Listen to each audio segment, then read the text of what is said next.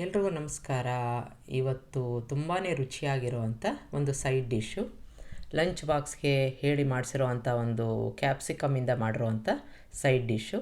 ನೀವು ಕೆಲಸಕ್ಕೆ ಹೋಗ್ತಾ ಇದ್ದರೆ, ತುಂಬ ಬ್ಯುಸಿಯಾಗಿದ್ದರೆ ಇದನ್ನು ಬೆಳಗ್ಗೆ ಕೂಡ ಮಾಡ್ಕೋಬೋದು. ಒಂದು ವಿಶೇಷ ಅಂತಂದರೆ ಇದಕ್ಕೆ ಈರುಳ್ಳಿ ಬೆಳ್ಳುಳ್ಳಿ ನಾನು ಹಾಕಿಲ್ಲ, ನೀವು ಬೇಕಾದರೆ ಹಾಕ್ಕೋಬೋದು. ಇಲ್ಲಿ ನಾನು 2 ಕ್ಯಾಪ್ಸಿಕಮ್ ತೊಗೊಂಡಿದ್ದೀನಿ. ಚೆನ್ನಾಗಿ ತೊಳ್ಕೊಂಡು ಅದರ ಬೀಜ ಎಲ್ಲ ತೆಕ್ಕೊಂಡು ಈ ರೀತಿಯಾಗಿ ಹೆಚ್ಕೋತಾ ಇದ್ದೀನಿ. ಈ ಥರ ಉದ್ದುದ್ದಕ್ಕೆ ಹೆಚ್ಕೊಂಡಾಗ ತುಂಬ ನೋಡೋಕ್ಕೆ ಚೆನ್ನಾಗಿರುತ್ತೆ.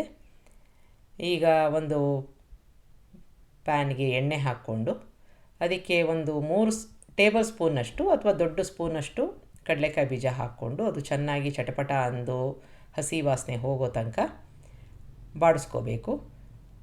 ಈಗ ಒಂದು 2 ಟೇಬಲ್ ಸ್ಪೂನಷ್ಟು ಒಣ ಕೊಬ್ಬರಿನ ಹಾಕ್ಕೋತಾ ಇದ್ದೀನಿ.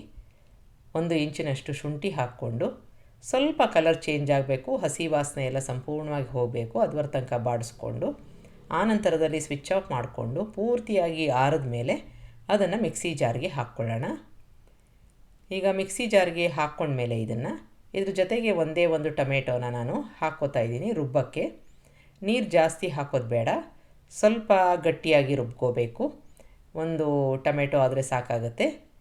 ಈ ರೀತಿಯಾಗಿ ಹೆಚ್ಕೊಂಡು ಹಾಕ್ಕೊಂಬಿಡೋಣ. ಟೊಮೆಟೊದಲ್ಲಿ ಏನು ನೀರಿದೆ ಅಷ್ಟೇ ಸಾಕಾಗುತ್ತೆ, ಜಾಸ್ತಿ ಹಾಕೋ ಅವಶ್ಯಕತೆ ಇಲ್ಲ. ಸ್ವಲ್ಪ ತರ್ತರಿಯಾಗಿ ರುಬ್ಕೋಬೇಕು, ತುಂಬಾ ಅಲ್ಲ, ಹಾಗಂತ ತುಂಬ ನುಣ್ಣಿಗೆ ಬೇಡ. ಈಗ ಮತ್ತೆ ಅದೇ ಪ್ಯಾನ್ಗೆ 1 ಸ್ಪೂನಷ್ಟು ಎಣ್ಣೆ ಹಾಕ್ಕೊಂಡು ಕ್ಯಾಪ್ಸಿಕಮ್ ನಾವು ಕಟ್ ಮಾಡಿ ಇಟ್ಕೊಂಡಿದ್ವಲ್ಲ ಅದನ್ನು ಒಂದು 2 ರಿಂದ 3 ನಿಮಿಷ ಚೆನ್ನಾಗಿ ಬಾಡಿಸ್ಕೊಳ್ಳೋಣ.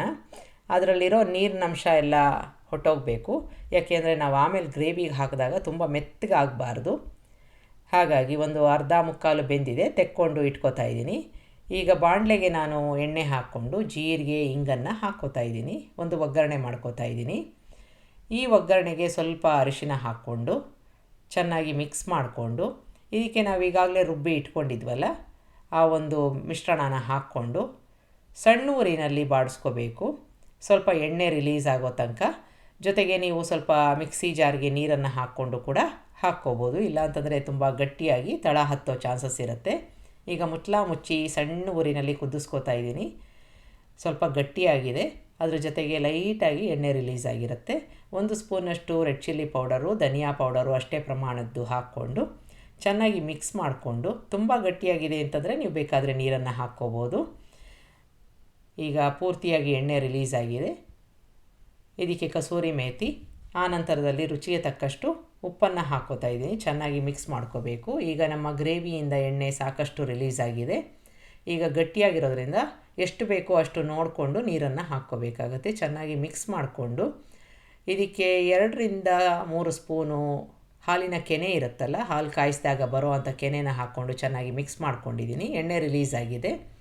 ಇದಕ್ಕೆ ನಾವು ಈಗಾಗಲೇ ಬಾಡಿಸ್ಕೊಂಡು ಇಟ್ಕೊಂಡಿರೋ ಅಂಥ ಕ್ಯಾಪ್ಸಿಕಮ್ ಹಾಕ್ಕೊಂಡು ಚೆನ್ನಾಗಿ ಮಿಕ್ಸ್ ಮಾಡ್ಕೋಬೇಕು. ಅಕಸ್ಮಾತಾಗಿ ಗಟ್ಟಿ ಆಯಿತು ಅಂತ ಅನಿಸಿದ್ರೆ ಸ್ವಲ್ಪ ನೀರನ್ನು ಹಾಕ್ಕೊಂಡು ಮಿಕ್ಸ್ ಮಾಡ್ಕೋಬೇಕು.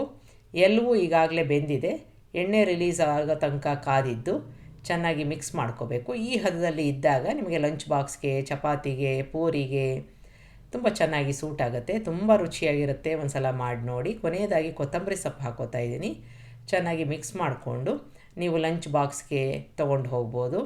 ತುಂಬ ಡಿಫ್ರೆಂಟ್ ಆಗಿರುತ್ತೆ. ಈರುಳ್ಳಿ ಬೆಳ್ಳುಳ್ಳಿ ಹಾಕದೆ ಹೋದ್ರೂ ತುಂಬಾ ರುಚಿಯಾಗಿರುತ್ತೆ. ತುಂಬ ಸುಲಭ ಕೂಡ ಮಾಡೋ ಅಂಥದ್ದು. ಇದನ್ನು ನೀವು ಚಪಾತಿ ಜೊತೆ ಲಂಚ್ ಬಾಕ್ಸ್ಗೆ ಅಥವಾ ಬೆಳಗಿನ ತಿಂಡಿಗೆ ಕೂಡ ಸರ್ವ್ ಮಾಡ್ಬೋದು. ನಿಮಗೆ ರೆಸಿಪಿ ಇಷ್ಟ ಆದಲ್ಲಿ ಲೈಕ್ ಮಾಡಿ, ಶೇರ್ ಮಾಡಿ, ಕಮೆಂಟ್ ಮಾಡಿ. ನಮಸ್ಕಾರ.